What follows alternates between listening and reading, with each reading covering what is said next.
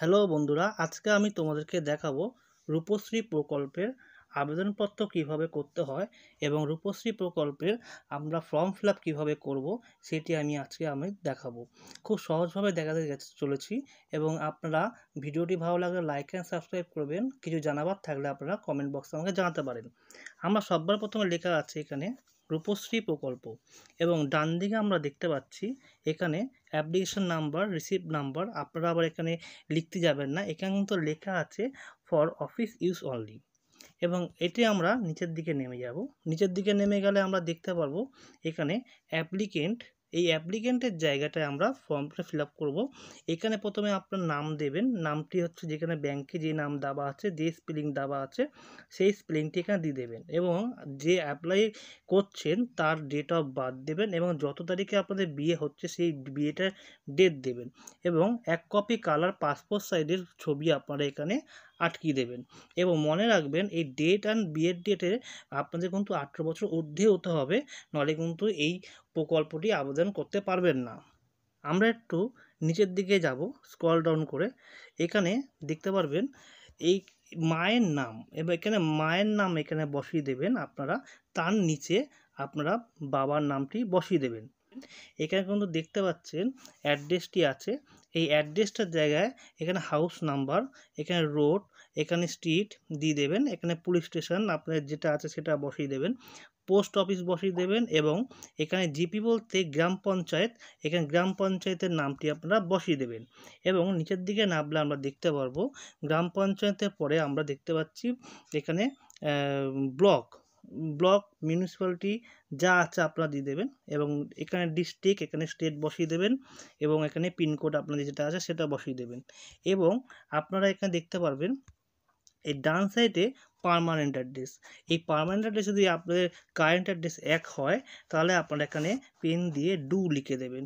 Do লিখে এখানে ছেড়ে দেবেন। পরে নিচের দিকে নামলে আমরা দেখতে পারবো এখানে কন্ট্যাক্ট ডিটেলস। এই কন্ট্যাক্ট ডিটেলসটি হচ্ছে একটি সচল একটি নাম্বার দেবেন আধিকারিকরা আপনাদের সঙ্গে যখন যোগাযোগ করবে, যাতে আপনাদের সঙ্গে সহজেই যোগাযোগ করতে পারে সেরকম একটি ফোন নাম্বার দেবেন।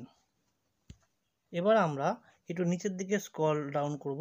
স্ক্রল ডাউন করলে আমরা এখানে দেখতে পারবো ব্যাংক ডিটেলস। এই ব্যাংক ডিটেলসে আমরা সম্পূর্ণ ব্যাংক ডিটেলসটা আমরা দেখব।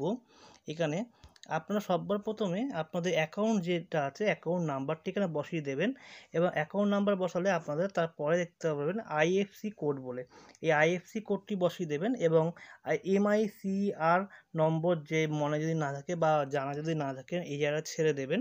আপনারা তার নিচে একটু স্ক্রল ডাউন করবেন, করলে আপনারা দেখতে পারবেন ব্যাংক নেম। এখানে ব্যাংক নেম যেটা আছে আপনাদের সেটা বসিয়ে দেবেন এবং সেই ব্যাংকের ব্রাঞ্চ নেমটি এখানে বসিয়ে দেবেন। এবং বসানো হয়ে গেলে এখানে আপনারা ব্যাংকের অ্যাড্রেসটি এখানে বসিয়ে দেবেন এবং আমরা স্ক্রল ডাউন করে নিচের দিকে যাব। নিচের দিকে দেখতে পারবো আদার পার্সোনাল ইনফরমেশন। এখানে একটু দেখে নেবেন, এখানে বুঝে বুঝে একটু করে নেবেন। এই জায়গাটা আছে এডুকেশনাল লেভেল। এখানে যদি আপনারা প্রাইমারি যদি পাস করেন প্রাইমারি টিক দেবেন, এখানে সেকেন্ডারি পড়লে সেকেন্ডারি টিক দেবেন, এখানে হায়ার সেকেন্ডারি করলে হায়ার সেকেন্ডারি দিতে পারেন। যেটি আপনাদের শিক্ষাগত যোগ্যতা রয়েছে সেটি আপনারা দিয়ে দেবেন এখানে টিকমার। এরপর আমরা এবার এখানে দেখতে পারবেন কাস্ট। কাস্ট মানে হচ্ছে জাতি। জাতি আপনাদের কি আছে জাত। এবার এখানে জেনারেল আছে, এসটি, ওবিসি, আপনার যেটা হবে সেটি আপনারা বসিয়ে দেবেন। এরপর আমরা চলে যাব নেক্সট স্টেপে। এখানে আছে দেখবেন রিলিজিয়ন। এই রিলিজিয়নটা আপনারা যে ধর্মে অবলম্বন করছেন সেটি আপনারা দিয়ে দেবেন। এখানে হিন্দু, মুসলিম, শিখ, জৈন যা আছে আদার্স আছে, যে ধর্মটি হবে সেটি দেবেন। যদি এখানে সেই ধর্মটি না থাকে আপনারা আদার্সে ক্লিক করে দিতে পারেন। আমরা এবার নিচের দিকে নামবো। নিচের দিকে নেমে এখানে দেখতে পাচ্ছেন পাত্রের বিবরণ। এই পাত্রের বিবরণে আমরা দেব সবার প্রথমে পাত্রের ফুল নেম দেব এবং এখানে ডেট অফ বার্থ দেবো এবং তার মায়ের নামটি আগে দেবো এবং তার বাবার নামটি তারপরে দেবেন। এবং দেওয়া হয়ে গেলে পাত্রের পাসপোর্ট সাইজের একটি কালার ছবি এখানে আমরা বসিয়ে দেবো। এবার আমরা একটু নিচের দিকে নামবো। নিচের দিকে নামলে এখানে দেখতে পারবেন অ্যাড্রেস। এখানে অ্যাড্রেসটি পাত্রের যেটি আছে সেটি বসিয়ে দেবেন এবং আপনারা যদি এই অ্যাড্রেসটি সেম হয় পার্মানেন্ট অ্যাড্রেসের সঙ্গে তাহলে আপনারা এখানে ডু করে দেবেন এবং বড় করে লিখে দেবেন। এবার আমরা নিচের দিকে নেমে যাব। এবার নিচের দিকে নেমে গেলে দেখতে পারবো এখানে 1 নম্বরে লেখা আছে আমি অবিবাহিত, মানে এখানে লেখা আছে আপনাদেরকে টিক মার্ক দিতে হবে আমি অবিবাহিত। এবং এখানে তার 2 নম্বরটি আপনারা দেখবেন এখানে 1.5 লক্ষ টাকার বেশি হলে হবে না, এখানে 1.5 লক্ষ টাকার নিচে যারা বার্ষিক আয় ইনকাম করে তাদের ক্ষেত্রে এখানে বলে দিয়েছে। এবং 3 নম্বরটি দেখবেন I am residence of West Bengal, এখানে বলছে যে আমরা এই ওয়েস্ট বেঙ্গলে 5 বছরের বেশি যারা বসবাস করছে তারাই এই প্রকল্পে আবেদন করতে পারবেন। এটা আপনারা টিক দিয়ে দেবেন এবং যেটা আপনার পড়ে যেটা আপনাদের ঠিক হবে বসিয়ে দেবেন। এবং এখানে বাংলায় লেখা আছে আমি পশ্চিমবঙ্গে বসবাসকারী এবং এখানে জন্মগ্রহণ থেকে বসবাস করছি, এখানে টিক মার্ক দিয়ে দেবেন।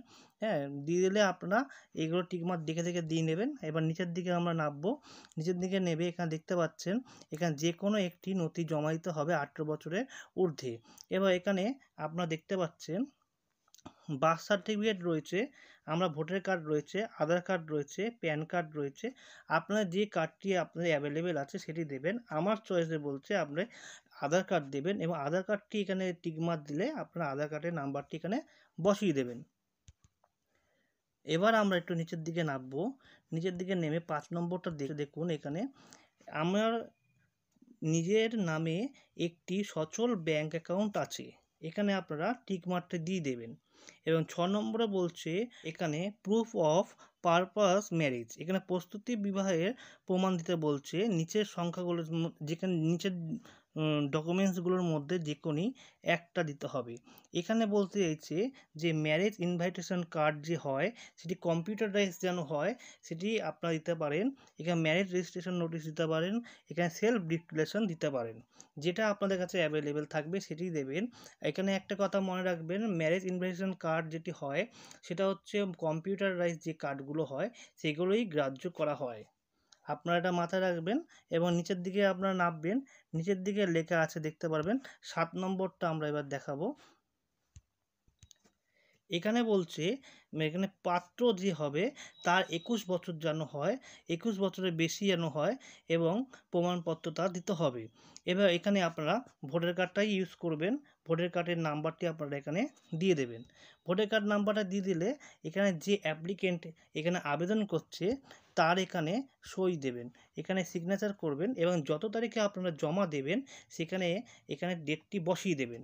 এবং আমরা নিচের দিকে নামবো, নেমে দেখতে পারবো এখানে দেখতে পারবেন আমাদের কোনো কাজ নেই, এখানে অফিস ইউজ অনলি লেখা আছে।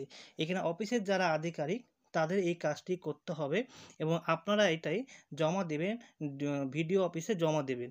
এবার ভিডিও অফিসে জমা দিলে তারপরে আপনাদের বাড়িতে খবর পাঠাবে, আপনারা বাড়িতে আসলে এবং 5টি লোকের স্বাক্ষর নেবে এবং তাদের ফোন নাম্বার নেবে যে এই বিবাহের জন্য আপনারা রাজি আছেন, তার জন্য 5 জনের সাক্ষী নেবে এবং তাদের কন্ট্যাক্ট নাম্বার নেবে পরিচয় প্রমাণপত্র হিসেবে।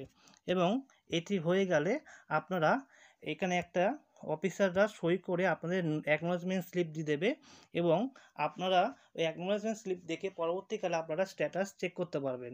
এবং এটি জমা দেওয়ার পর 1 থেকে 2 মাসের মধ্যে আপনাদের অ্যাকাউন্টে এই টাকাটি চলে আসে। আমার ভিডিওটি ভালো লাগলে লাইক অ্যান্ড সাবস্ক্রাইব করবেন, কিছু জানাবার থাকলে আপনারা কমেন্ট করে জানাতে পারেন।